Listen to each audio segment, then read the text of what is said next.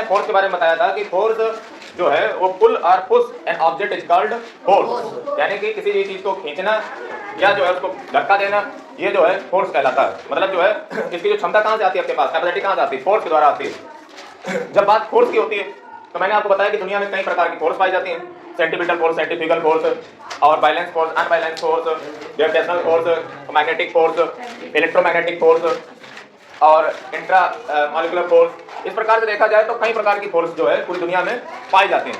इन्हीं के बल पे जो है दुनिया चलती भी है, बिना बल के जो है नहीं चल सकती है। यानी कि जो है किसी भी काम को करने के लिए, अच्छा कोई भी वर्क जो है क्या फोर्स के बगैर हो सकता है? हो ही नहीं सकता। यानी कि किसी भी कार्य तो होने के लिए फोर्स का होना अति आवश्यक है। जैसे W बराबर FD cos थीटा, मतलब आप देखिए ना वर्क के फार्मूले में क्या है, force into displacement into cos theta. मतलब तो बाद में ध्यान देना, पहले ये समझो। यानी कौन बोला, हम ये कह रहे हैं कि जो वर्क है आपका वो दो फैक्टर पे डिपेंड कर रहा है। वर्क जो है पहला तो आपकी फोर्स पे डिपेंड कर रहा है, यानी कि आपका जो है जितना ज्यादा फोर्स होगा उतना ही ज्यादा वर्क कर पाओगे। ये सही बात भी है, जिसके पास फोर्स ज्यादा होगी वो उतना ही ज्यादा वर्क कर पाएगा। समझ रहे हो उत्कर्ष? तो अब जैसे तुम ही जैसे मिलिट्री से आदमी भर्ती हो सकते हो और हमारे इधर भर्ती होंगे, तो जिसके पास फोर्स ज्यादा, सीधी बात, वो वर्क ज्यादा कर पाएगा। अच्छा हाँ, ये भी कह सकते हो कि उतनी जल्दी जो है कार्य भी होगा। ये भी आप दूसरे शब्दों में कह सकते हो, जिसके पास फोर्स ज्यादा वो उसका कार्य जल्दी होगा। जैसे नहीं मार मूवी में दिखाया जाता है बाहुबल टाइप का, मतलब जो है कोई नेता ऐसा होता है उसके पास तो फिजिक्स सब बेकार हो जाती है इसके आगे। अगला वर्क जो है वो इस बात पे भी, वर्क कितना हुआ है ये इस बात से भी डिपेंड करता है कि आपने डिस्प्लेसमेंट कितना किया। आप देखिए ये स्टूडेंट के लिए बहुत काम की बात। डिस्प्लेसमेंट का मतलब होता है कि किसी भी चीज को डिस्प्लेस कर देना। जैसे मान लीजिए ये रखा मार्कर, इसको यहाँ से तुमने यहाँ पे कर दिया, ये डिस्प्लेसमेंट है। मतलब आपने विस्थापन कर दिया, आपने जो गति है, मतलब जैसे मान लो कोई दो ऑब्जेक्ट है तो उनको जो है आगे पीछे अगर आपने हिला दिया, समझे, मतलब एक स्थान से दूसरे स्थान पे किसी भी चीज को कर दिया तो आपने डिस्प्लेसमेंट कर दिया। अब जितना आप डिस्प्लेसमेंट ज्यादा किए होगे उतना ही तुम्हारा वर्क ज्यादा होगा। मतलब ये तुम्हारी जिंदगी में ऐसे काम आएगा जैसे नहीं, ये तुम्हारे ऐसे काम आएगा कि जैसे मान लीजिए तुमने जो है सुबह पढ़ के बैठे, ठीक है, वर्क आप करने बैठे, ठीक है, आपने फोर्स ग्रुप लगाई सुबह 7 बजे बैठे और शाम के 7 बज गए, फोर्स आपने बहुत लगाई। मतलब पूरी मेहनत से जो है एकाग्रता के साथ आप कम से कम 12 घंटे बैठे रहे। लेकिन जब शाम हुई तो जब डिस्प्लेसमेंट की बात है, डिस्प्लेसमेंट का मतलब कि आप भैया रिजल्ट पढ़ा कितना, तो उसमें तुमने जो है जैसे तुमसे क्वेश्चन पूछा गया पहला, तो ऐसे तुम जो है बता ही ना पाए तो डिस्प्लेसमेंट तुम्हारा हो गया 0। और अगर तुमने वर्क मान लो, फोर्स तुमने मान लो अगर 1000 न्यूटन तक की भी लगाई होती और डिस्प्लेसमेंट जब तुमने 0 कर दिया है तो वर्क भैया तुम्हारा कितना हो गया 0। मतलब क्या फिजिक्स है, मतलब जो चीज जो है यही हम भी तुमसे कहते हैं, ऐसे थोड़ा ना कहते, ये ला ये नहीं है।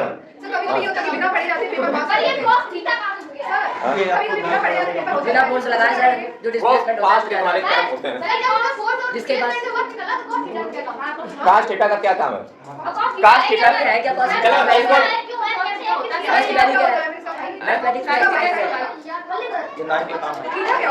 शांति स्कूल में तुम बातें में पहले लग जाते हो अपनी।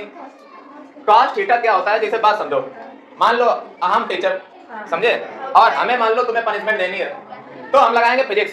फिजिक्स किस बात की कि जैसे मान लो तुम्हें हमने कोई चीज पकड़वाई, ठीक है, अगर हम तुमसे ऐसे करवाएंगे सीधे तो देखो कास की वैल्यू होती है, जैसे कास 0 डिग्री, कास 30 डिग्री, कास ये आपको कब मिलेगा पढ़ने को, तो ये आपको मिलेगा क्लास 10th में, ठीक है, क्लास 10th में। ये कास के बारे में बता रहा हूँ, ये फोर्स और प्रेशर तो अगली क्लास में मिल जाएगा डिटेल में। मैं ये मैथ की बात कर रहा हूँ, ये क्लास 10th की मैथ में है, 9th में नहीं, क्लास 10th की मैथ में है, ट्रिग्नोमेट्री में। कास 45 डिग्री, कास 60 डिग्री, कास 90 डिग्री। अब इनकी जो है वैल्यू होती है और उनसे आपको खेल पूरा समझ आ जाएगा। क्या कास 90 डिग्री वैल्यू होती है 0, इसकी वैल्यू होती है कास 60 की 1/2, इसकी होती है 1/√2, इसकी होती है √3.2, इसकी होती है 1। यानी कि आपको समझ क्या आया? आपको समझ ये आया कि जो सबसे ज्यादा वर्क होगा, मतलब सबसे ज्यादा कार्य किस एंगल पे होगा, वो होगा जाकर के, आप बताइए सबसे ज्यादा कार्य किस एंगल पे हो रहा है? कास 0 डिग्री पे, कास 0 डिग्री पे कार्य ज्यादा हो रहा है। इसका मतलब क्या हुआ, अगर हमारे दो ये हैंड है, इनके बीच का जो एंगल है, मतलब ये इसे चपके रहे तो इस पे वर्क ज्यादा होगा। और अगर हमने जो है cos 90 डिग्री कर दिया, दैट मींस हमने हैंड को ऐसे ऊपर कर दिया, तो ये वर्क 0 हो गया। मतलब एक जो पुली होता है वो अगर ऐसे करके उठाता है बोझा, तो आप उससे कह सकते हो कि भैया तुमने वर्क ही नहीं किया। हालांकि उसके बाद तो जो है बवाल करेगा, वो बात अलग है, लेकिन फिजिक्स की दुनिया में वर्क होता ही नहीं है। इसका मतलब क्या निकला? इसका मतलब ये निकला कि जैसे स्टूडेंट है, उसको अगर टार्चर अच्छे से करना है तो सबसे अच्छा तरीका है आप उसको ऐसे मत कराइए, क्योंकि इस स्थिति में वर्क हो गया है तुम्हारा 0, ज्यादा ताकत तुम पर लग ही नहीं रही है, तुम उससे वर्क ऐसे कराओ, बैक पकड़वा लो तो बेटा ऐसे पकड़ो, अब मजा आएगी। और सही बात है,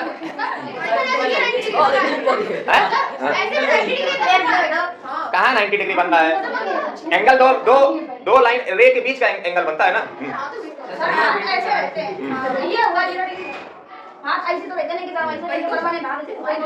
तुम यार आदमी हो, देखो बैठ जाओ। 90 का ये बना कि ऐसे ये बना 90 डिग्री, हाँ ये 90 नहीं, मुड़ा कपड़े क्या देखो देंगे, तो ये 90 तो हुआ जाकर के, तो 0 डिग्री क्या हुआ? तो जैसे ऐसे है और हम भी ऐसे एंगल करते हैं, तो ये देखो इनके बीच में कोई गैप है नहीं, तो 0 डिग्री हो गया, 0 आ गया। और इसको हम यूं करते हैं तो ये 180 हो गया, ये 90 हो गया, समझ रहे हो? तो बात समझ रहे हो? यानी कि आप क्या समझे कि मैक्सिमम जो वर्क होता है वो cos 0 डिग्री होता है। यानी कि किसी को भी ज्यादा टॉर्चर करना है तुमसे ऐसे बैक उठवाओ, या कोई भी काम करो ऐसे करवाओ, देखो मजा आएगी। उसके हाथ दर्द होंगे तो नीचे बार-बार जाएंगे और हाथ ऊपर रखो, समझ रहे हो? तो ये आपको समझ आया कि वर्क जो है वो डिपेंड करता है फोर्स पे। यानी कि अगर आपको ज्यादा वर्क करना है तो आप फोर्स ज्यादा यूज कीजिए और डिस्प्लेसमेंट ज्यादा यूज कीजिए, तब तो जो है आपका वर्क ज्यादा होगा जाकर के, ठीक है? यानी कि जो आपकी फोर्स होती है, अब फोर्स क्या होती है? तो फोर्स में कल मैंने आपको बताया कि एक तो सेंटीमीटर फोर्स बताई थी, एक सेंट्रीफ्यूगल फोर्स बताई थी। फोर्स कई टाइप की होती हैं, जैसे फोर्स के टाइप क्या होते हैं? फोर्स देखिए, फोर्स जो है हिंदी में इसको बल कहते हैं, कई टाइप की फोर्स होती है। वैसे तो जो है मुख्यतः 2 प्रकार की ही फोर्स होती है। सबसे पहले फोर्स समझ लीजिए, फोर्स होती क्या है? तो फोर्स जो है एक वेक्टर क्वांटिटी है। फोर्स कैसी है? Vector quantity. और जब फोर्स वेक्टर क्वांटिटी है तो इसका मतलब इसके ऊपर ये छोटा सा जो है चिन्ह लगता है हमेशा वेक्टर के ऊपर, और वेक्टर का मतलब होता है जिसके पास मैग्नीट्यूड हो और डायरेक्शन भी हो। आप बात समझिए पहले, अगर जिंदगी में आपको सक्सेस करना है तो आप वेक्टर बने। क्यों? आपके पास मैग्नीट्यूड यानी कि ताकत भी हो। जैसे तुम्हारे पास मान लो ताकत बहुत है लेकिन तुम्हारे पास दिशा नहीं है तो गड़बड़ जाओगे। दिशा भी होनी चाहिए, तुम्हें पता होना चाहिए। जैसे मान लो तुम्हारे पास ताकत है और तुमसे कह दिया जाए कि यहाँ से मान लो तुम्हें कानपुर जाना है, अब तुम उत्तर की ओर भागे, दक्षिण की ओर भागे, पूरब की ओर भागे, पश्चिम की ओर भागे, हर डायरेक्शन भागे, तब तुम्हें पता चला अच्छा इधर पहले भाग लिए होते तो जो है कानपुर पहले मिल जाता। लेकिन तुम्हें क्या नहीं पता था? तुम्हें मैग्नीट्यूड तो था लेकिन तुम्हें ताकत को अपनी बेस्ट कर दिया। तुम्हारे पास क्या नहीं थी? डायरेक्शन। यानी कि जिंदगी में अगर कुछ करना है तो क्या होना चाहिए? मैग्नीट्यूड और डायरेक्शन दोनों होनी चाहिए। यानी कि आपके पास मार्गदर्शन भी होना चाहिए प्लस आपके पास अपनी स्ट्रेंथ होनी चाहिए। हाँ, डायरेक्शन हो गई। लेकिन मैं कहता हूँ 2 चीजों के अलावा भी एक तीसरी चीज है जो आपके पास 100% होनी चाहिए, अदरवाइज जो है आप आगे नहीं बढ़ सकते हो। वो तीसरी चीज मैं आपको क्या कहता हूँ? वो तीसरी चीज है विजडम भी नहीं। मैं एग्जांपल के साथ बताऊंगा। जैसे आप ले लो अर्जुन तेंदुलकर को, समझ रहे? तो जो हमारे अर्जुन तेंदुलकर हैं के बेटे, ठीक है शांत रहो, तो उनके पास देखो पैसा, धन, दौलत, शोहरत सब है। कोई कमी है तो बताओ, मैग्नीट्यूड की कमी है? अब उनके जिनके फादर जो है इतने महान आदमी हो, जिनको जो है भगवान क्रिकेट का कहते हैं, उनके पास डायरेक्शन की कमी है ना? फिर क्यों नहीं लड़का बन पा रहा? अरे फिर वही बात है, उसके अंदर जो नहीं है वो विल पावर नहीं है। विल पावर का मतलब इच्छा शक्ति नहीं है, मतलब वो कुछ करना ही नहीं चाहता, समझ रहे? जैसे तुम्हें जितना यहाँ पे जितना मान लो पढ़ा है, जितना बढ़िया क्वालिटी कंटेंट डिलीवर करते हैं, लेकिन तुम अगर स्वयं से नहीं पढ़ोगे तो हम जितना तुम्हें डायरेक्शन देते हैं, जितना तुम्हें मैग्नीट्यूड देते हैं, तुम्हारा कुछ नहीं होगा अगर तुम स्वयं से कुछ नहीं करोगे, समझ रहे हो? जैसे कुछ लोग कहते हैं कि सर टीचर नहीं पढ़ाता है, ऐसा नहीं करता। मैं कहता हूँ जो पढ़ने वाला होगा वो कहीं भी बैठ के पढ़ लेगा, वो यहाँ से नहीं मोबाइल से पढ़ लेगा, कोने में साइड में बैठ के पढ़ लेगा, कहीं से निकाल लेगा जाकर के। जिसको पढ़ना ही नहीं है उसके पास बस एक ही माना होगा, ऐसी बात वैसी बात, ऐसी बात वैसी बात, समझ रहे हो? यानी कि आपके पास क्या होना चाहिए? Will power. सबसे पहले आपको सीखने के प्रति जिज्ञासा होनी चाहिए, जानने की इच्छा होनी चाहिए, क्यूरियोसिटी।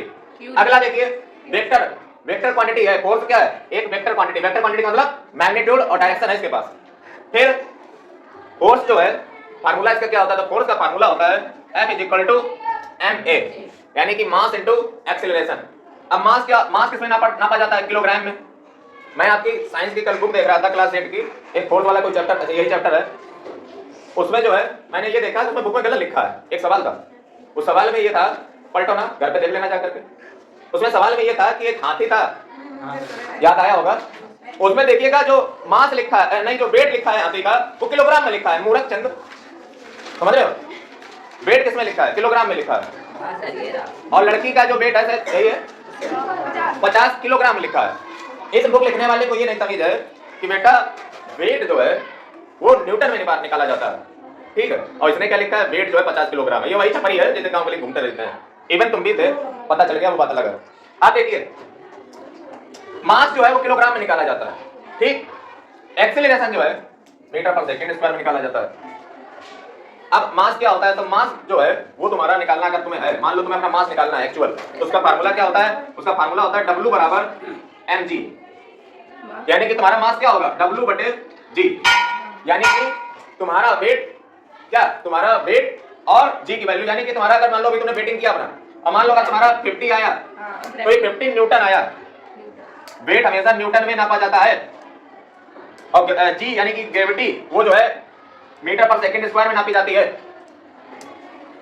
अब 50 न्यूटन मान लो तुम्हारा वेट आया 50 न्यूटन, और जी की वैल्यू तुम्हें पहले धरती में पता है, जी की वैल्यू कितनी होती है धरती पे 9.8 होती है मीटर पर सेकंड स्क्वायर, या ये जो है समथिंग जाती है, इसको मोटा मोटी 10 कर लेते हैं। तो यानी कि तुम्हारा वजन कितना हुआ, मास कितना हुआ जाकर 5 किलोग्राम ओनली, यानी कि तुम जो है हर चीज के लिए घूम रहे थे। एक्चुअल में जो तुम्हारा वजन है, वजन नहीं, वजन को तो वेट कह देंगे, तो एक्चुअल में जो तुम्हारा द्रव्यमान है मास वो तुम्हारा 5 किलोग्राम ही है। यही सच्चाई है, यही हकीकत है। बाकी जो तुम जितना भी भारी भरकम बने हो वो जस्ट जो है वो क्या है, ये फिर आया कहां से। हाँ सर ये जो प्रिंटिंग है हमें तो ये प्रिंट बात की इसमें सॉल्यूशन में मास ऑफ कर देगा, जो भी हो गलत कुल मिला के प्रिंट है उसमें। देखिए 5 किलोग्राम यानी क्या है। अब तुम कहोगे सर ये मतलब हम जो इतना बड़ा दिखते हैं यानी कि हम ही नहीं कुछ, तो सही बात है, तुम नहीं हो, है ही क्या, तुम जरा सोचो अपने शरीर में है क्या तुम्हारे, वही दो चार हड्डी है। हाँ सर शांत रहिए। हाँ तो अब थोड़ा सा जमान लीजिए कि मतलब ये स्किन है, बस इसी को मिला करके तो बना, तो सोचो इतने में तुम्हारा 50 किलो बनना होगा, हैं? अगर सही से तो बुद्धि लगाओ, आंकड़ा लगाओ, तो अगर सही से देखा जाए तो तुम एक जो गेहूं की बोरी होती है उससे तौल के होगे, हैं? क्यों? हाँ मतलब सबकी नहीं बात कर रहे हैं, समझ रहे? सर जैसे गेहूं की बोरी हुई उसमें ग्राफ्टिंग नहीं लगी, जैसे गेहूं की बोरी हुई उसके अंदर गेहूं उसमें ग्राफ्टिंग नहीं लगी, उस पर भी लगे हुए हाँ तो सर उसका भी पत्ता वाला नहीं। चलो शांत रहिए, देखिए तो शांत रहो। मास समझ आया 5 किलोग्राम। अब ये मास नापा कैसे जाता है किलोग्राम में, एक्सीलरेशन किसमें मीटर पर सेकंड स्क्वायर में।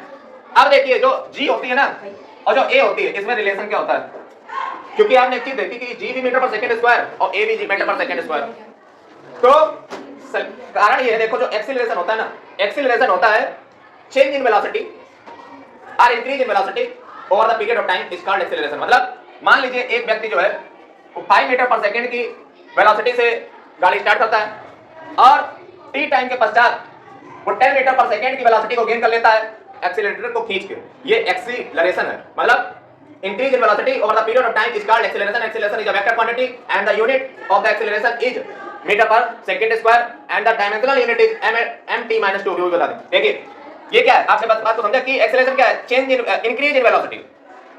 मैं वेलोसिटी की बात जब कर रहा हूं तो स्पीड की बात नहीं कर रहा हूं, point to be noted. Velocity is a vector quantity while speed is a scalar quantity, लेकिन दोनों की यूनिट सेम ही होती है। अभी डिफरेंस उसमें बताएंगे। देखिए एक्सेलरेशन क्या होता है, 5 मीटर पर सेकंड से 10 मीटर पर सेकंड की रफ्तार पे पहुंच गए टी टाइम के पश्चात, यही एक्सेलरेशन।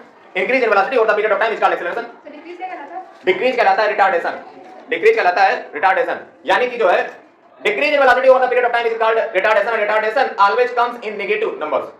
जैसे अब एक्सेलरेशन का फार्मूला क्या हुआ जाकर, एक्सेलरेशन का फार्मूला देखो, जो इनिशियल स्पीड होती है ना उसको v से रिप्रेजेंट करते हैं, फाइनल स्पीड को v से रिप्रेजेंट करते हैं, तो एक्सेलरेशन का फार्मूला हुआ जाकर के v - u/t, ये होता है एक्सेलरेशन का फार्मूला। इसको हिंदी में त्वरण कहते हैं, हिंदी में मंदन भी कहते हैं, ठीक है।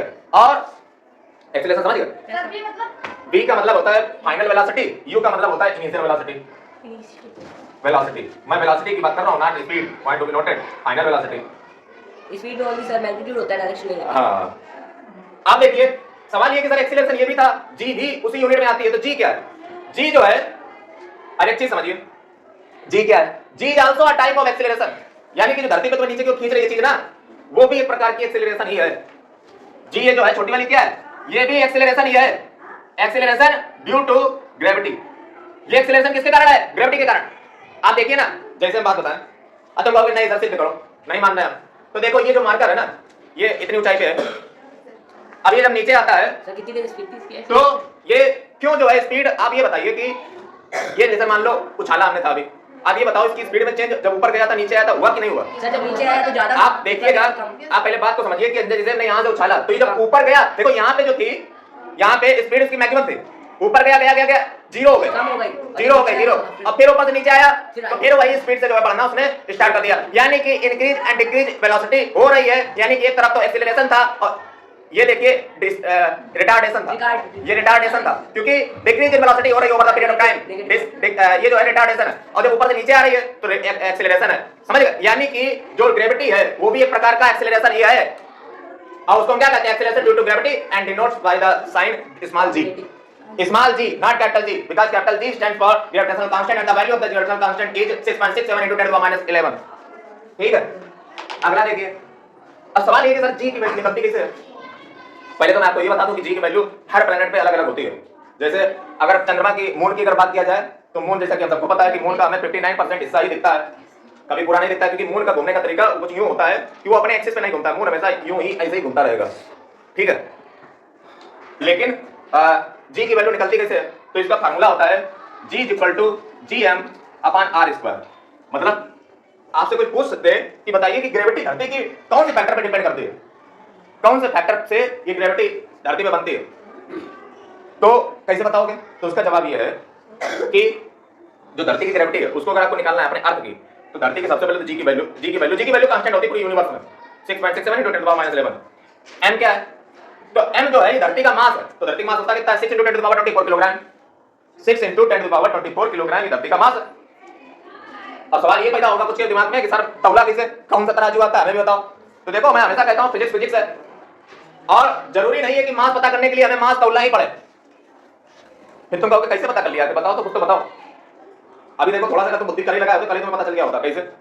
कल ही बता चुके हैं। अब तुम कहोगे कल तो पूरे पीरियड में नहीं बताया, झूठ बोल रहे हो फालतू में, बता चुके हैं। देखो इसीलिए तो फिजिक्स जो है इंटरेस्टिंग बात है। देखो कल हमने तुम्हें फार्मूला बताया था, एक बताया था सेंटीपिटल फोर्स, एक बताया था सेंट्रीफ्यूगल फोर्स, एक से ग्रेविटी है। अब शांत हो जाइए। अब होता क्या है कि जो सेंट्रीफ्यूगल फोर्स थी, वो तो सेंट्रीपिटल जो फोर्स थी वो हमने बोला था ग्रेविटी थी, तो उसका फार्मूला हो गया Gm1m2/r²। ठीक, जो सेंट्रीफ्यूगल फोर्स थी वो बाहर की ओर लगने वाली फोर्स थी, ठीक है, और उसका फार्मूला mv²/r। अब जब ये जो है, आप देखिएगा मास निकला कैसे धरती का। अब देखो तुम जादू, रेडियस तो हम धरती की नाप करते हैं ना, हाँ सर, जी तो हमें पता है ना, यस सर, आर हमें पता है ना, यस सर, वेलोसिटी धरती की पता है ना, मास निकालते कितना टाइम लगेगा? निकल आया धरती का, निकल आया। जिसे तुम जादू कहते हो उसे मैं फिजिक्स कहता हूं, समझ रहे? यानी कि ये मास कैसे तुमने निकाल दिया। तुम सिर्फ किसी भी दो ऑब्जेक्ट का मास इस बात से निकाल सकते हो, उनकी वेलोसिटी बता दीजिए, उनका साइन बता दीजिए, आप मास निकाल दोगे उसका, समझ रहे? ऐसा कांसेप्ट कैसा मतलब हो सकता है कि किसी का वजन तौले भी ना हमने वजन उसका बता दिया है। तो आप देखिए स्मॉल जी कैलकुलेट कैसे होती है, यानी कि धरती की जो ग्रेविटी है वो कैलकुलेट कैसे होती है, तो वो कैलकुलेट होती है तो जी से, धरती के मास से और धरती की रेडियस से। ठीक है, इनको आप रख दीजिए तो धरती की जी निकल आएगी, यानी कि धरती जितनी छोटी होगी उसका जी भी उतना उस हिसाब से वैरी करेगा, क्योंकि जो है जी, अगर जी बढ़ेगी यानी कि हमारी gravity acceleration due to gravity, that means g अगर बढ़ेगी तो इसका मतलब है कि हमारे धरती की जो रेडियस है वो कम होगी। धरती की रेडियस जितना तुम कम करोगे उतनी हमारी जी की वैल्यू बढ़ेगी, उतनी हमारी जी की वैल्यू बढ़ती है जितनी हमारी धरती की रेडियस कम होती है, क्योंकि आप देखिए इनवर्सली प्रोपोर्शनल है दोनों, और जितना मास धरती का बढ़ेगा उतनी जी की वैल्यू बढ़ेगी। अब आप कहोगे सर बताते क्या है, बढ़ेगी घटेगी, उल्टा सीधा बताते क्यों? क्योंकि एमसीक्यू में ऐसे ही पूछे जाते हैं कि जब मास बढ़ेगा तो ग्रेविटी घटेगी कि बढ़ेगी, ये तुम्हें बताना पड़ेगा। मैं हमेशा फार्मूला नहीं बताता हूं, फार्मूले को ब्रेक डाउन करता हूं। और ये कैसे पूछे जाते हैं आप कोई भी, जैसे हम ये तरीका क्यों यूज करते हैं, ये इसलिए यूज करते हैं, आप जितने भी एग्जाम होते हैं ना, आप ये जो नीट या जेईई के कभी इनके सवाल उठा के देखना, वो इसी प्रकार से पूछते हैं, उनका यही कांसेप्ट रहता है पूछने का। वो तुमसे ये नहीं पूछेंगे बेटा बताओ जी का फार्मूला, वो तो सबका ही पता है, सबका ही पता है, ये तुमसे नहीं पूछेंगे, ये देखेंगे कांसेप्ट तुम्हारा कितना क्लियर। कांसेप्ट का मतलब कि कौन सा बढ़ाने पे कौन सा घटेगा, कौन सा ऐसे, ये कांसेप्ट समझ रहे हो, ये चीज बताना चाह रहा है। अगला जी समझ आ गई। अब जो है come back to the force. Sir जब ये रेडियस घटेगी तो इसका मतलब रेडियस और मास इनवर्सली प्रोपोर्शनल बढ़ेगी। रेडियस घटेगी तो जो है जी तुम्हारी घटेगी, बढ़ेगी। जैसे मैं कहूं कि मेरा वेट क्या है, या कह दो वेट की डेफिनेशन क्या है, तो वेट की पहले डेफिनेशन समझो तो तुम्हें पता चलेगा कि दरअसल मास बने कैसे रहा है, बने कैसे रहा है। आप समझिए पहले बात को। मैंने क्या कहा, मैंने कहा कि वेट बनता किससे है, तो वेट आप डेफिनेशन पहले ध्यान से सुनिए। Weight is a type of force, यानी कि वेट भी एक फोर्स ही थी। वेट अब देखिए ना दोनों की आप फार्मूला देख लीजिए, सेम ही है। W बराबर m इसका होता है, W बराबर mg इसका होता है, और G एक गंगाधर शक्तिमान पहले प्रूव कर चुके हैं। बात आप समझिए, वेट और फोर्स में कोई ज्यादा फर्क नहीं होता है। वेट मास इनटू ग्रेविटी होता है, क्योंकि इसमें ग्रेविटी का अंतर लगा होता है। फोर्स मास इनटू एक्सेलरेशन होता है, और हम तुम्हें पहले बता चुके हैं कि एक्सेलरेशन और ग्रेविटी बराबर होती भी है, नहीं भी होती है। समझ रहे हो? तो अब वेट की पहले डेफिनेशन समझिए, वेट आता कहां से है। तो मैंने क्या कहा, weight is a type of force. Weight एक प्रकार का बल है। ये लाइन बहुत गहरी है। पहली लाइन में हमने कह दिया कि weight is a type of force. Weight एक प्रकार का बल है, जिस बल से, जिस फोर्स से धरती अपने सेंटर की ओर, धरती अपने सेंटर की ओर किसी ऑब्जेक्ट विशेष को खींचती है, उसी को हम वेट कहते हैं। अब इसी में तुम्हारा जवाब छुपा हुआ है। मैंने क्या कहा, धरती अपने सेंटर की ओर, प्रभु सुन लो, धरती अपने सेंटर की ओर जिस फोर्स से खींचती है उसी को हम वेट कहते हैं। अब पहले बात को समझो, धरती जिस फोर्स से, अब तुम बताओ जब चीज ज्यादा फैली होगी तो फोर्स उतनी लगा पाएगा लास्ट वाले पे, फोर्स लगा पाएगा लास्ट वाले पे, तो आप ये बताओ तो उसका मास बढ़ेगा नहीं बढ़ेगा? धरती देखो, वेट क्या है, weight is a type of force. Weight एक प्रकार का बल है, और वो बल इस प्रकार से है, वो इस प्रकार से बनता है, धरती जिस बल से अपने केंद्र की ओर, अपने सेंटर की ओर, जैसे मान लो ये धरती है, तो धरती जिस फोर्स से अपने सेंटर की ओर किसी ऑब्जेक्ट विशेष को खींचती है, यही जो है उसका वेट बनता है आगे जाकर के, यही उसका वेट बनता जाकर के। अब जैसे तुमने कहा कि सर रेडियस कम होगी तो मास कैसे बढ़ेगा, यही सवाल था। तो सीधी सी बात है यार, जब इतना सा हो जाएगा जाकर के तो इसके पास ज्यादा ताकत है, कम एरिया है, जल्दी लगा पाएगा, पकड़ पाएगा अच्छे से। अब जैसे बहुत बड़ी क्लास हो तो उसमें संभाल पाएंगे नहीं, ताकत हमारे पास ज्यादा होगी, कम होंगे तो ताकत ज्यादा हमारे पास होगी, क्योंकि जल्दी संभाल लेंगे, यही लॉजिक लगा। लेकिन ग्रेविटी कम है, मास तो बढ़ कम होगा ना, मतलब ग्रेविटी बढ़े मास कम होगा।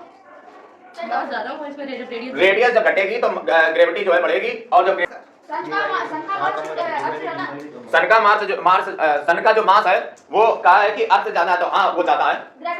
ग्रेविटी भी धरती से ज्यादा है, बल्कि पहले बात समझिए, जो सन की ग्रेविटी है, समझ रहे हो, वो हमने बताया कि लॉजिक में क्या बताया कि ग्रेविटी डिपेंड करती है मास पे।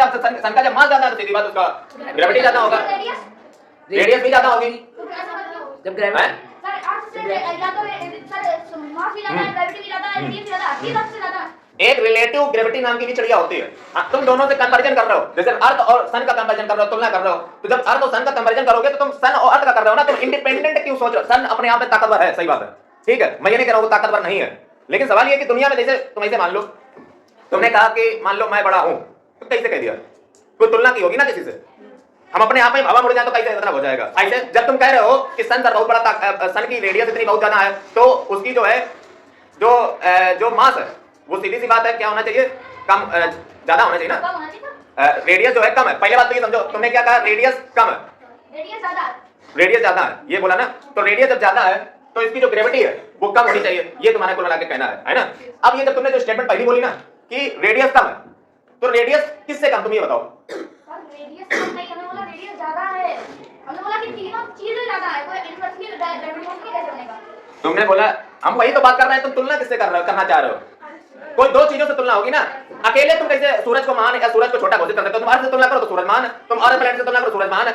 अब तुम सूरज की तुलना किसी और अगर स्टार से करो जाकर के, तो वो बात जो है कंपैरिजन में आती है। अब ये प्लैनेट खुद ही ऑलरेडी छोटे हैं, और किससे तुम तुलना कराना चाह रहे हो? सन मान लो, ऐसे मान लो, इसका सबसे बड़ा एग्जांपल ये है कि जैसे मान लो मैं जो हूं 100 में से 67% नंबर लेकर आया और क्लास का टॉपर बन गया, ये मान लो जो है 100 में से 56% नंबर लेकर आया। अब अगर देखा जाए टॉपर तो हम हैं, सन तो हम हैं, लेकिन हमारे नंबर तो कम है, बात नहीं समझ, टॉपर नंबर का वो बात ठीक है, लेकिन 67% तो नंबर है। हम अब जब तुलना हम करते हैं तो इनसे देखो हम बड़े हैं, लेकिन इंडिपेंडेंट जब अपना सोच रहे हैं, जब अकेले का अपना सोच रहे हैं, तो हमें शर्म हो रही है कि 67% तो टॉपर बन गया तो क्या हुआ।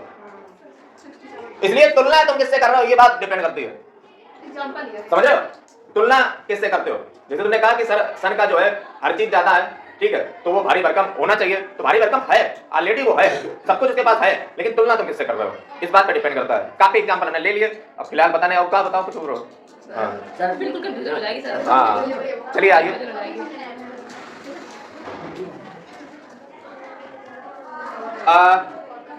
आप देखिए फोर्थ में लौट आइए।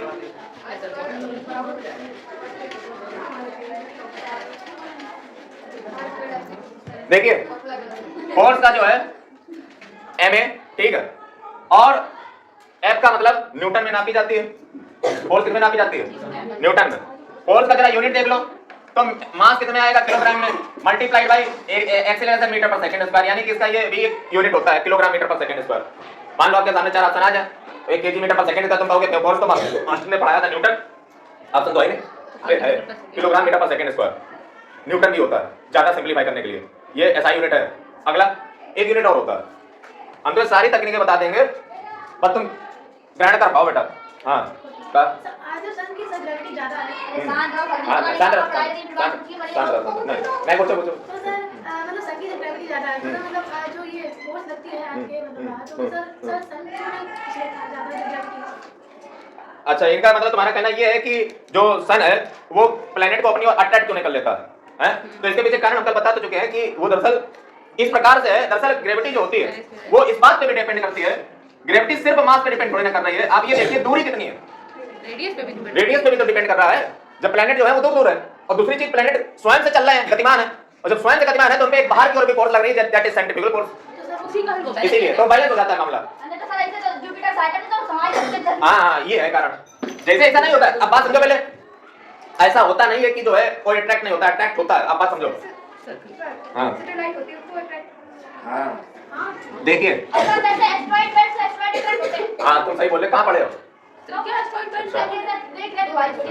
देखो, मरकरी, वीनस, अर्थ, मार्स, ये एस्टेरॉइड बेल्ट है, उसके बाद जुपिटर, सैटर्न, यूरेनस, नेपच्यून। अब इसमें बात समझिए पहले, प्लूटो नहीं है, प्लूटो प्लूटो निकाल दिया गया है। प्लूटो निकाल दिया जाता है।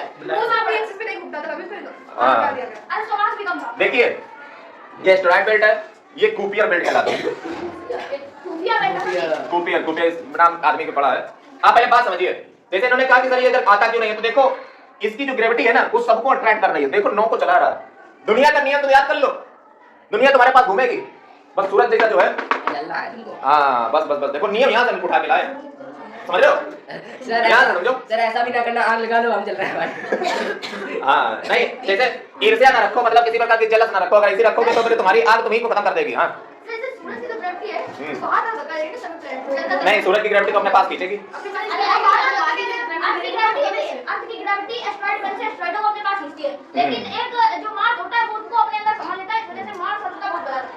देखिए बात समझिए, ये दरअसल बात ऐसी है कि ये जो है सन हमेशा चाहता है कि हमारे पास आए, लेकिन इसके बाहर जो है इनके घूमने के कारण इनके ऊपर सेंट्रीफ्यूगल फोर्स रखती है, पहले तो कर देती है। इसके बाद जो ये छोटे मोटे एस्टेरॉइड होते हैं, कभी कभी ये इसके लालच में आ जाते बेचारे, और ये इसमें से एक उठ के इधर आने लगता, और जब ये आने लगता तो अर्थ लेकर पैदा कर देता। सो तो शुक्र मना, उनसे पहले मार्स होता है, तो वो थोड़ा बहुत कभी बदलता, लेकिन कहीं ना जब कभी जुगाड़ ऐसी बन जाती है तो पता चला फिर वो अर्थ ही टकराता है। मार्स के अंदर ज्यादा ग्रेविटी होती है। हाँ, जैसे खींचता कौन है? मार्स खींचता है इसको, अर्थ भी, सन भी खींचता है, और जब वो आने लगते हैं तो मार्स तो आगे बढ़ा जाता है और धरती बची। ये ऐसे ही धरती के साथ धरती आगे बढ़ जाती है। हाँ, ये लेकिन सर ऐसा होता है, सर मार्स की ग्रेविटी धरती ज्यादा होती है। लेकिन ये बात है, बाहर की तरफ किसका फोर्स लगा है? बाहर की तरफ कौन फोर्स लगा है? बाहर की ओर से फोर्स तो उसकी घूमने के कारण, गति के कारण है। जैसे वहां पे एरिया में गया तो उसको बेस्ड, पहले तो बात समझ लीजिए, सर ये क्यूपर बेल्ट ओलास वाली कहलाती है, और जो सौर मंडल के बाहर के ग्रह होते हैं उनको एक्सोप्लैनेट कहते हैं। देखिए, जब वेस्ट टू ईस्ट, हमारी जो धरती है ना वो ईस्ट टू वेस्ट नहीं घूमती, वेस्ट टू ईस्ट घूमती है, एंटी क्लॉकवाइज। याद रखिएगा इस बात को। अब जैसे इनका सवाल है कि सर जो सैटेलाइट होती है वो धरती की परिक्रमा क्यों करती है, वो अंदर धरती पे गिर क्यों नहीं जाती है? तो देखो, कुल मिलाकर के अगर तुम्हें किसी को भी अपने आसपास घुमाओगे, रफ्तार पे डिपेंड करता है। हमने बताया 3 ऑर्बिट होते हैं जिसमें जो सैटेलाइट जाती हैं, low earth orbit, middle earth orbit और हाई अर्थ ऑर्बिट, ठीक है, लियो, नियो और एचईओ। मैंने क्या बताया था, जब आपको नहीं बताया था कि इसकी स्पीड कम ज्यादा कर दो तो वो गिरेगी नहीं। जैसे दूर जाता है तो धीरे स्लो घूम सकती है, पास ज्यादा तेज घुमाओ तो गिर पड़ेगी। स्पीड पे डिपेंड करता है, समझ रहे हो? यानी कि आप देखिए ना, स्पीड पे डिपेंड कर रहा है। अगला इसकी तीसरी यूनिट फोर्स की और बता दें, फिर खत्म करें इसको।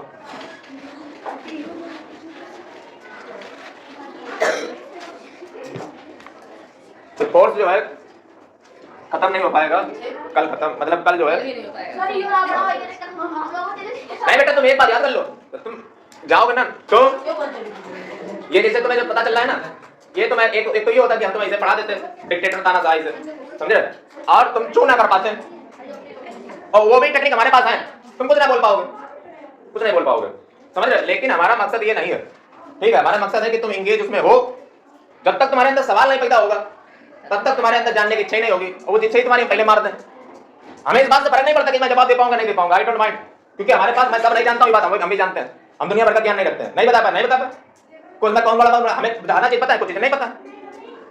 हम ये थोड़ी ना देख रहे हैं कि हम सब आम ब्रह्मास्म हमें सब पता, ऐसा तो ही नहीं। इसीलिए मेरा मकसद होता है भले हम ना बता पाए, हम तुमसे ये कह देंगे कल बता देंगे या करके, नहीं बता पाए। अगला देखिए, और बड़ी बात है। देखिए जो मास होता है उसको m से डिनोट करते हैं, कौन गाना गा? जो लेंथ होती है ये देख लो उसमें लास्ट है, और जो टाइम होता है उसको t l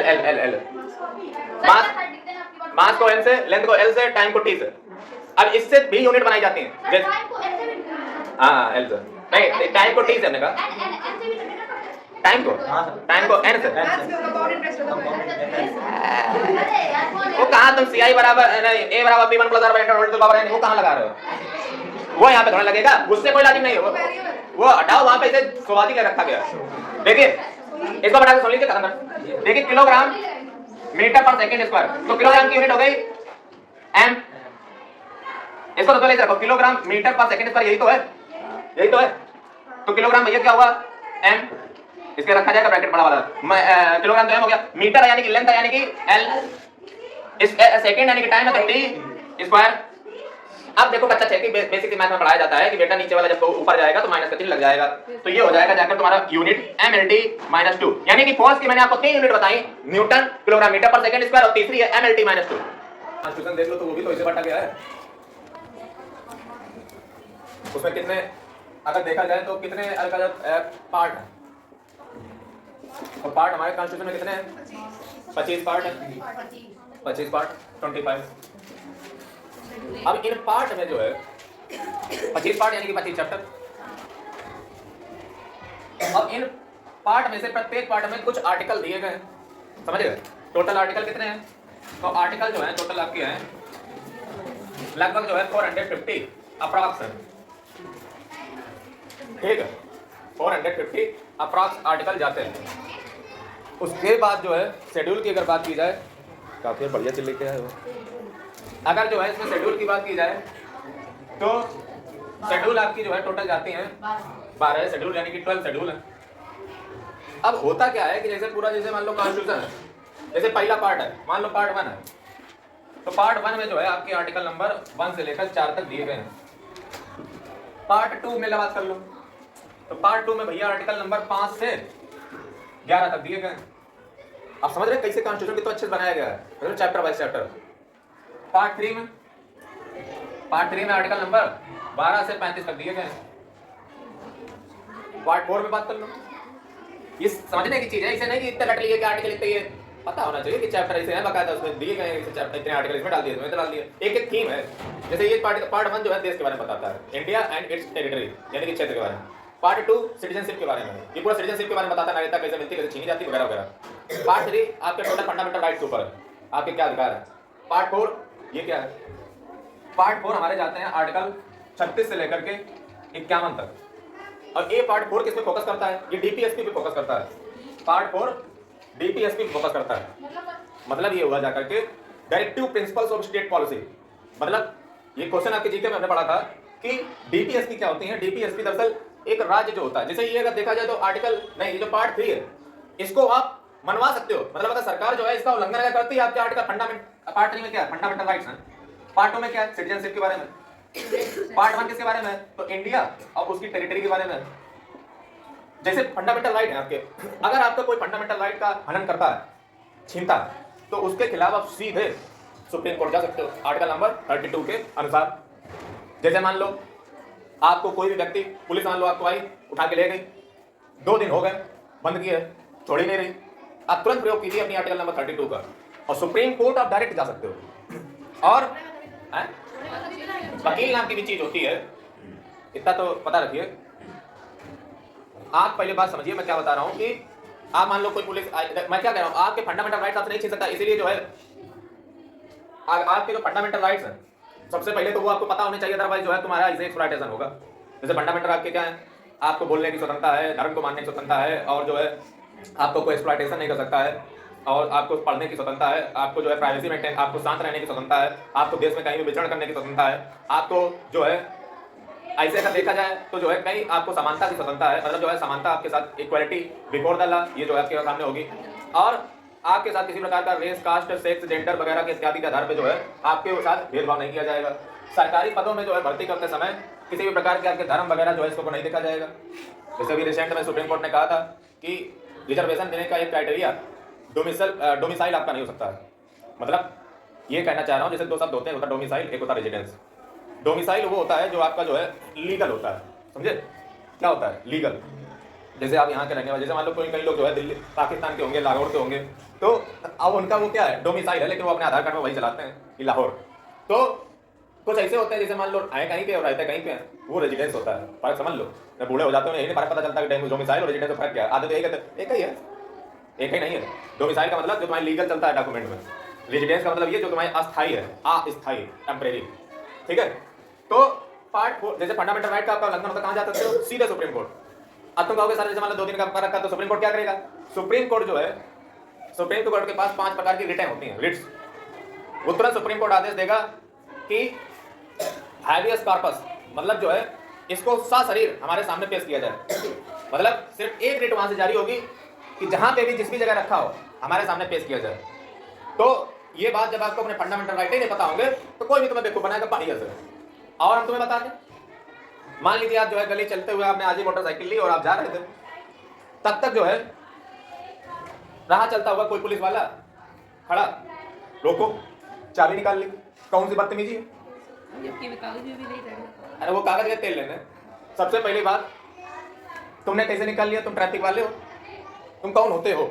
तो उनको पता होना चाहिए कि मोटर व्हीकल एक्ट के अगर 1988 या 1989 के अनुसार अगर देखा जाए तो वैसे ना तो तुम्हें ट्रैफिक है, यानी कि तुम्हारा जो काम है वो अपना ही काम करें, दूसरे के काम में जो है टांगना अड़ाएं तो वही अच्छा रहेगा। यानी कि जो सुप्रीम कोर्ट इसका भी कह सकता है कि आपके हक में, आपके जो है क्षेत्राधिकार में ये चीज नहीं आती थी, आपने काम किया कैसे, ठीक। ऐसे करके आपके पास जब आपको ज्ञान होगा इन फंडामेंटल राइट्स का, तब तो जो है लड़ पाओगे। अच्छा हम देखते हैं बच्चों से, तुम्हें फंडामेंटल राइट को नहीं पता है, उन्हें अपने अधिकार ही नहीं पता है, समझे। इसलिए अधिकार अपने जानिए। मैं क्या बोला था रिपब्लिक डे में, अधिकार जानो अपने, वही नहीं तुम्हें पता है। तुमसे मैं पूछता तुम्हें ना बता पाओगे, एक आर्टिकल का बता दो, कुछ ना पढ़ो, ये तो पढ़ाई लो पार्ट नहीं। अपने अधिकार क्या तुम्हारे पास है, तो तुम्हें पता होंगे तो तुम बढ़िया से बोलोगे पटाख से कि तुम्हारा ये अधिकार है, कौन छीन के दिखाएगा। फिर पार्ट 4 क्या है, यानी कि इनका अगर वायलेशन होता है सीधे सुप्रीम कोर्ट जा सकते हो। पार्ट 3 वाले, पार्ट 4 क्या है, पार्ट 4 होते हैं DPSP, directive principle of state policy, राज्य की नीति के निर्देशक तत्व। ये क्या होते हैं, ये इस बारे में बात करते हैं कि एक सरकार को क्या करना चाहिए, एक राज्य को क्या करना चाहिए, समझ रहे हो, एक सरकार या राज्य को क्या करना चाहिए। आप सरकार तो देखो कुछ भी कर सकती है ना, लेकिन इसके लिए जो है उसको एक डिजाइन तैयार करके दे देना कि सरकार को ये करना चाहिए। जैसे इसमें जो बातें लिखी मैं आपको बता दूं, जैसे मुफ्त की कानूनी सलाह अगर किसी को चाहिए, मान लो वकील करने का पैसा नहीं है 39B के अनुसार नहीं, उसको जो है मुफ्त का जो है कानूनी वकील दिला सकते हो सरकारी। हम कोशिश करेंगे आर्टिकल 44 यूनिफॉर्म सिविल कोड पूरे देश में जो है इंप्लीमेंट किया जाए। आर्टिकल 50 या 51 तरफ जो है इस बात की बात की जाती है कि इंटरनेशनल लॉ जब कोई अंतर्राष्ट्रीय कानून हो या अंतर्राष्ट्रीय कोई मुद्दा हो उस पर जो है आप कुछ गलत प्रतिक्रिया ना दें बिना भारत सरकार के मर्जी के, या जो जानवर अनवर को जो है मारा कूटा जाता है या जो मांस खाया जाता है उसको जो है रोक लगाएं, अल्कोहल को जो है बंद कराएं। ये सारे जो है बातें इसमें लिखी गई। हाँ, सरकारी धंधा है, हम इसीलिए तो बोल रहे हैं, पहले बात पूरी कर लेंगे। हम जानते थे सवाल आएगा, और सवाल बेटा तभी आता है जब हम बोलते हैं, वैसे नहीं जन्म होता इसका। तो हम जवाब भी लेकर उसका आए होंगे। डीपीएसपी जो होती हैं ये नॉन जस्टिफाइबल होती हैं, मतलब इनके उल्लंघन पर आप सुप्रीम कोर्ट नहीं जा सकते हो। ये सिर्फ सरकार के लिए एक फ्रेमवर्क है, खाका है कि प्रभु ऐसे काम करना और नहीं कर, उसमें ये लिखा है करने का ऐसा प्रयास करेंगे, ये नहीं लिखा है कि करेंगे। मतलब डीपीएसपी के अकॉर्डिंग सरकार को, सरकार के लिए जैसे स्कूल में नियम होते हैं, सब तो नहीं मानते हैं, तो उसके नियम के अकॉर्डिंग ही चलना पड़ेगा। ये डीपीएसपी है और इनके उल्लंघन पे आप सुप्रीम कोर्ट नहीं जा सकते कि सरकार तो पैसा नहीं कर रहे, समझ रहे। ये सिर्फ इसलिए है स्टेट सरकार को एक रास्ता दिखाने के लिए, डायरेक्शन दिखाने के लिए, ठीक। फिर पार्ट 4A की बात कर लो, इसमें आपका आ जाता है आर्टिकल नंबर 51A, एक ही ये पार्ट 5 में आर्टिकल, बस ये किस पार्ट 4A है कि पार्ट 5? 4A जो है बात करता है। अच्छा, जब किसी भी इसके आगे ए लगा हो तो ए का मतलब अमेंडमेंट होता है। अमेंडमेंट क्या होता है, देखो पार्ट 4A में क्या है, इसमें आपकी फंडामेंटल ड्यूटीज है। ये क्या होती है फंडामेंटल ड्यूटी, जैसे आपको कुछ फंडामेंटल राइट्स मिले हैं, जैसे फंडामेंटल राइट्स मिले हैं, वो तो तुम स्टेट पे गरज के मांग लेते जाकर के हो कि हमें चाहिए, हमें बोलना चाहिए, हमें धर्म की मानना चाहिए, हमें ये चाहिए, हमें वो चाहिए। लेकिन बेटा तुम्हारे भी तो कर्तव्य बनते हैं स्टेट के प्रति। जैसे तुम कभी ये ना बोलो कि भारत तेरे टुकड़े होंगे या इस देश का ऐसा होगा, ये तुम सारे राइट्स में मिल जाए। एफआर की जब बात आती है तो तुम सब चाहते हो ये राइट मिल जाए, ये राइट मिल जाए, तुम अपने स्टेट के प्रति को कर्तव्य ही नहीं दिखा रहे हो। तो स्टेट कहता है कि हम नागरिकों से भी ऐसी अपेक्षा करते हैं कि वो भी 11 प्रकार के फंडामेंटल ड्यूटीज को माने, 11 प्रकार के फंडामेंटल ड्यूटीज को माने, मौलिक कर्तव्यों को माने। और ये कैसे जोड़े गए थे? ये आजादी के टाइम नहीं जोड़ा गया था, आजादी टाइम नहीं था, इसलिए देखिए ना ए लगा, ए का मतलब अमेंडमेंट, संशोधन करके जोड़ा गया। कब जोड़ा गया? 1976 में। किसकी सिफारिश थी? ये थी स्वर्ण सिंह समिति कमेटी की सिफारिश पे जो है इसको जोड़ा गया था। और ये जो है फंडामेंटल ड्यूटी, इनमें 11 में अगर मूल रूप से बात की जाए तो क्या है? हम अपने देश के राष्ट्रगान और राष्ट्रगीत और जितने भी राष्ट्रीय चीजें होती हैं उनका सम्मान करेंगे, आपस में मिलजुल करके भाईचारे से रहेंगे, और हम कोशिश करेंगे कि अपने बच्चों को जो है शिक्षा दिलाएं, जो अभिभावकगण हैं, और हम कोशिश करेंगे कि हमारा जो सोचने का ढंग हो वो वैज्ञानिक तरीका हो, रैशनल माइंड हो, यानी कि हम रैशनल माइंड को डेवलप करने की कोशिश करेंगे, दूसरों को सिखाएंगे रैशनल माइंड।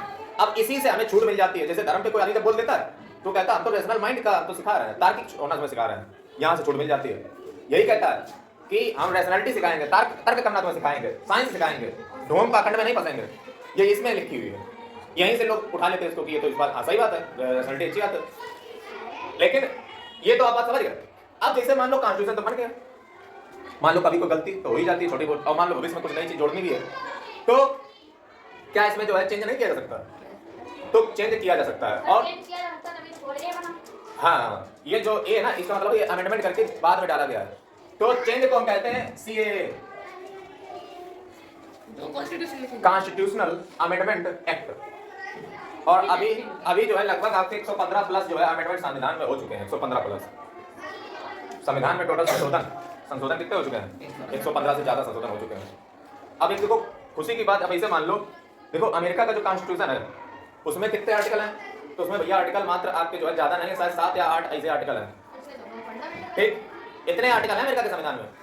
लेकिन अमेरिका का संविधान तुम कहोगे 7 ही बस आर्टिकल, वो 7 बड़े बड़े भी हैं, लेकिन इसके मुकाबले छोटा है अमेरिका संविधान। ये पहले बता देते तुम्हें, अमेरिका कॉन्स्टिट्यूशन छोटा है, दुनिया का सबसे बड़ा 7 आर्टिकल या ऐसे आर्टिकल हैं लगभग अमेरिका के कॉन्स्टिट्यूशन में, लेकिन वहाँ के आर्टिकल बड़े बड़े हैं। जैसे आर्टिकल का मतलब अनुच्छेद होता है जिसमें जो है एक एक चीज लिखी होती है कि नंबर 1 पे क्या लिखा है, नंबर 2 पे क्या लिखा है, नंबर 3 पे क्या लिखा है, ऐसे आर्टिकल होते हैं।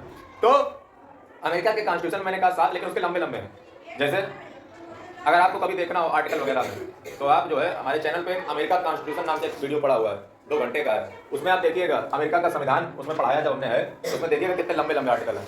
ठीक है, तो उसको फिलहाल वहाँ पे। अब अमेरिका की खास बात यह है कि वहाँ पे जो है 115 तो ये अमेंडमेंट हो गए।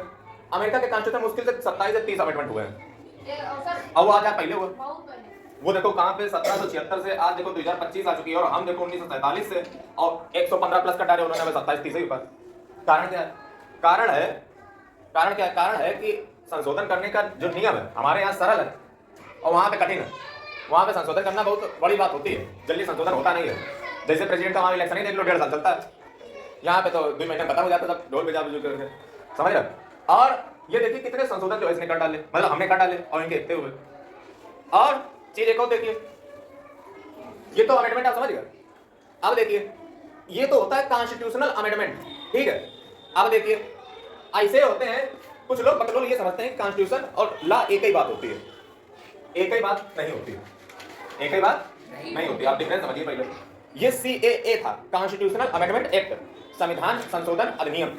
फिर लॉ क्या होता है? जो लॉ होता है वो 2 प्रकार का होता है। एक होता है क्रिमिनल, एक होता है सिविल। क्रिमिनल का मतलब होता है, इसको हिंदी में फौजदारी कहते हैं, सिविल को दीवानी कहते हैं। और ये जो है क्रिमिनल और सिविल, जो क्रिमिनल का कानून होता है, समझ रहे, जो प्रोसेस होता है, दंड देने का जो प्रावधान है, क्रिमिनल में जो है दंड देने का जो प्रावधान होता है, जैसे मान लो हमने लूट डकैती की, तो ये बातें कॉन्स्टिट्यूशन में नहीं मिलेगी, यहाँ थोड़ी तुम्हें मिलेगी लूट डकैती, ये कहाँ मिलेगी? ये तुम्हें क्रिमिनल लॉ में मिलेगी। जैसे क्रिमिनल लॉ है कितने तो तुम्हें बता देते हैं। एक तो होता है आईपीसी 1860, की है ये। यहाँ पे लिखे हुए हैं कि चोरी किसको कहते हैं, चोरी डिफिनेशन क्या होती है, डकैती क्या होती है, डकैती डिफिनेशन क्या होती है, रॉबरी क्या होती है, रॉबरी डिफिनेशन क्या होती है, किडनैपिंग क्या होती है, और मतलब सबकी डिफिनेशन यहाँ पे लिखी हुई है। सबकी डिफिनेशन अगर आपको पढ़ना है, जैसे चोरी डकैती, चोरी की तुम डिफिनेशन पढ़ोगे तो 4 डिफिनेशन में पॉइंट आते हैं। पहला, चीज किसी के कब्जे में हो। दूसरा, वो जो है कब्जे में तो होनी चाहिए, साथ ही में जो है वो किसी भी प्रकार की मूवेबल चीज हो। ठीक है, ये जो है 4 तरीके के शब्द प्रयोग किया, मतलब चोरी जो है उसमें इस प्रकार डिफिनेशन अगर तुम्हें क्राइम की पढ़नी है तो कहाँ मिलेंगी? तो उसको कहाँ से किया जाता है?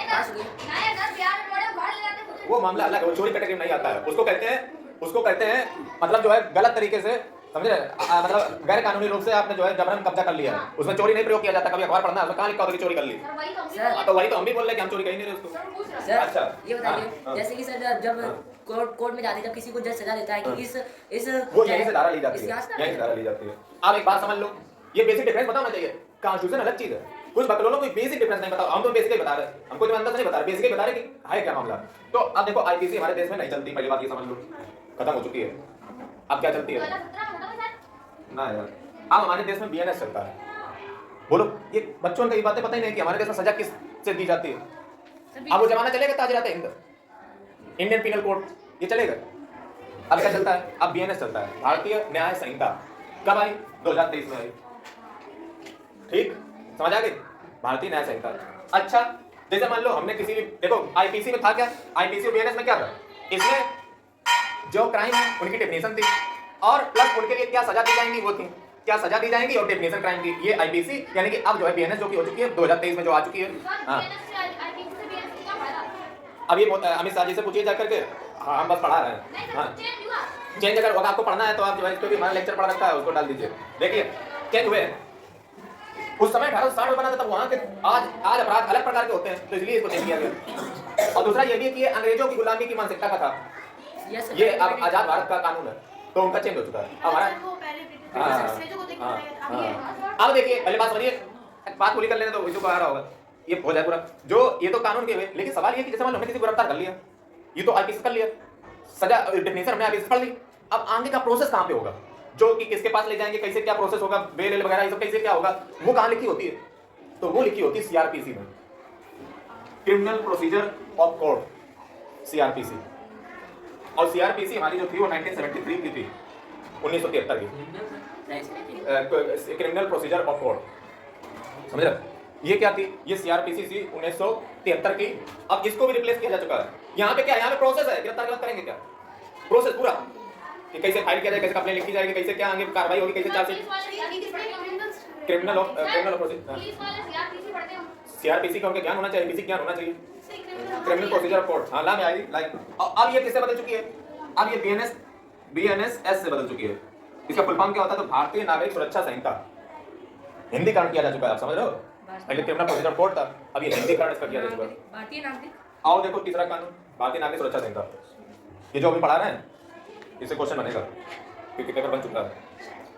और देखिए तीसरा और लास्ट जो है वो है, जैसे अभी तक हमने देखा तो प्रोसेस समझ आ गया, क्राइम समझ आ गया, लेकिन जो एक अलग से कानून बना रखा है साक्ष्य के लिए, जैसे कोई गवाह है, इसके लिए अलग से चीजें होती हैं।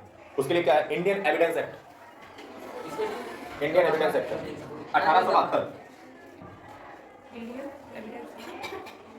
Indian evidence act. और ये भी जो है रिप्लेस किया जा चुका है, समझ रहे? ये भी 2023 में रिप्लेस हो चुका है, भारतीय सुरक्षा संहिता।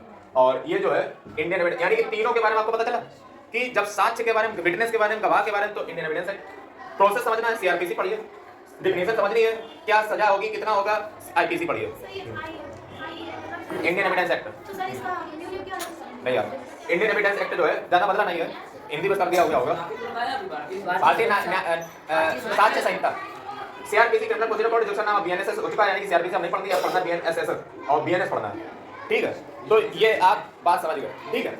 अब देखिए इसमें भी अमेंडमेंट होते हैं, पहले बात तो समझिए। देखिए ये भारतीय नागरिक सुरक्षा संहिता, गूगल कर लेना, भारतीय न्याय संहिता। अब ये तो बता चुके यार, बीएनएस भारतीय नागरिक सुरक्षा संहिता, नहीं वो बीएसएफ लिख रहा है। बीएसएस सही बात है, कहाँ बीएसएस लिखा है? अरे सर वो जो आई है आपने बताया था, उसको रिप्लेस किया गया था। भारतीय साक्ष्य संहिता, बीएसएस। सही बोलो। देखिए अब इसमें जो देखो इसमें भी अमेंडमेंट होता है, ऐसा नहीं इसमें अमेंडमेंट नहीं होता है। ये अमेंडमेंट अलग होता है, इसको हम सीए नहीं कहते हैं। ये लॉ में अमेंडमेंट हुआ है, क्रिमिनल जो लॉ है उसमें अमेंडमेंट हुआ है, तो इसको यहाँ पे अमेंडमेंट, ये अमेंडमेंट अलग होते हैं संशोधन। इसमें अगर कोई है इसमें अमेंडमेंट अलग होते हैं। जो सिविल मामले होते हैं उसमें जैसे प्रॉपर्टी आ गया, घरेलू झगड़ा कोई आ गया, डोमेस्टिक वगैरह, इस प्रकार के जो झगड़े होते हैं जमीन अमीन प्रॉपर्टी से रिलेटेड, ये सिविल मामले होते हैं। या कोई थप्पड़ दबा नहीं वो तो अलग है। तो ये जो है सिविल मामले होते हैं, प्रॉपर्टी या जो है संबंध मतलब लेके जो है इसको लेकर के सिविल मामले होते हैं। इसमें जो अमेंडमेंट होता है वो कॉन्स्टिट्यूशनल अमेंडमेंट नहीं होता, पॉइंट टू बी नोटेड, ये सिर्फ अमेंडमेंट होता है, समझ गए? वो हाँ, कॉन्स्टिट्यूशन वो कॉन्स्टिट्यूशनल अमेंडमेंट होता है। ये छोटा होता है, इसमें अमेंडमेंट करना आसान होता है। इस कानूनों में, इन कानूनों में अमेंडमेंट करना बड़ा बात होता है, कॉन्स्टिट्यूशन में ये आसान काम होता है, ये लॉ होता है। आप बात समझ गए? और तुम्हें क्या पता था, जैसे कोई नया जब कानून आता है, जैसे मान लो एक नया कानून मान लो अभी आया डिजिटल डेटा प्रोटेक्शन बिल, तो इनमें धाराएं अलग होती हैं। जैसे अभी कल ही का ले लो, तो मैं बता दें, कल इनकम टैक्स एक्ट जो 1961 का जो तुम लिख के लाए थे उसको बदल दिया गया, इनकम टैक्स एक्ट 2024 नया 2025 नया आ चुका। यानी कि भारतीय जो कर अधिनियम था 1961 का, उसको बदल के अब क्या हो चुका 2025 का। यानी कि अब जो 2025 में जो कल आया होगा इनकम टैक्स एक्ट 2025, उसमें जो है धाराएं फिर होंगी। जैसे 522 धाराएं हैं, section 1 section 2 section 3 section 4 section 5, यानी कि 1 लाख के भी सेक्शंस होते हैं, समझ गए? यानी कि जब कानून आता है उसमें भी सेक्शन बनाए जाते हैं।